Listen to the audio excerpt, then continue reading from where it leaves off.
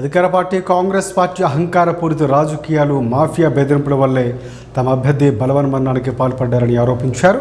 మహదేవప్ప మరణం తనను తీవ్రంగా కలిచివేసిందని ఆవేదన వ్యక్తం చేస్తూ అతని కుటుంబానికి సంతాపాన్ని తెలిపారు. మంత్రి శ్రీహరి ఆయన అనుచరుల వేధింపుల వల్లే మహదేవప్ప ఆత్మహత్య చేసుకున్నాడని ఆరోపణలు వినిపిస్తున్నాయని రామచంద్రరావు చెప్పారు. మహదేవప్ప కుటుంబానికి న్యాయం జరిగే వరకు బీజేపీ పార్టీ పోరాటం చేస్తుందని రామచంద్రరావు స్పష్టం చేశారు.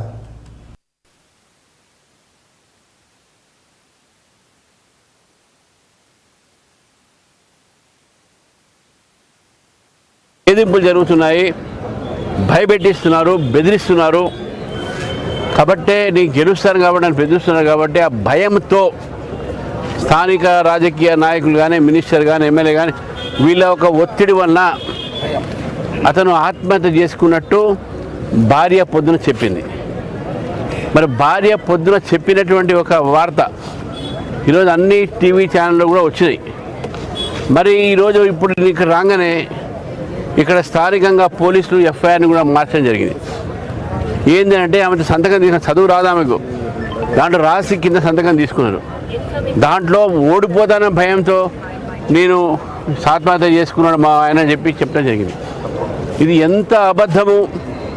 ఎంత సీఎం జిల్లా అయినా, ఎంత మంత్రి జిల్లా అయినా ఇటువంటి ఒక తప్పుడు పని చేయడానికి ప్రభుత్వానికి నాయకులకు సిగ్గు ఉండాలి. ఇది రేవంత్ ప్రభుత్వమా, రాబందర్ ప్రభుత్వాన్ని ఒకసారి మనం ఆలోచిస్తాం. ఇది ఆత్మహత్య కాదు, ఇది హత్యగానే మేము భావిస్తాం. పోలీసులు కూడా చెప్తా ఉన్నాను నేను, మీరు నా చట్టపరంగా మీరు పోకపోతే తీవ్రమైనటువంటి పరిణామాలను మీరు ఎదుర్కోవాల్సి వస్తుంది. మీరు కార్యకర్తలు కాదు, మీరు గవర్నమెంట్ జాబ్స్, గవర్నమెంట్ ఉద్యోగస్తులు, మీరు ప్రజలకు అందరి రకాలుగా మీరు సహకారం చేయాలి. ఒక పార్టీ కోసం మీరు పోలీసులు ఉద్యోగం లేరు. ఏ విధంగా మీరు మారుస్తారండి ఎఫ్ఐఆర్ ఒక వర్షాన్ని? ముఖ్యమంత్రి చెప్పని మారుస్తారా? మన మంత్రి చెప్పని మారుస్తారా? ప్రజలు ఏం కావాలి ఈ యొక్క జిల్లాలో? తప్పుడు ఎఫ్ఐఆర్ ఎట్లా రాస్తారు? ఒక చోటనో ముఖ్యమంత్రి గారి తమ్ముడే అన్ననో వచ్చి పార్టీ మార్పిస్తారు మా వాళ్ళని. అక్కడ కూడా ఎస్టీ లంబాడ, ఇక్కడ ఎస్టీఏ. అంటే ఎస్టీల మీద మీ వ్యతిరేకత ఉందా తెలుసు.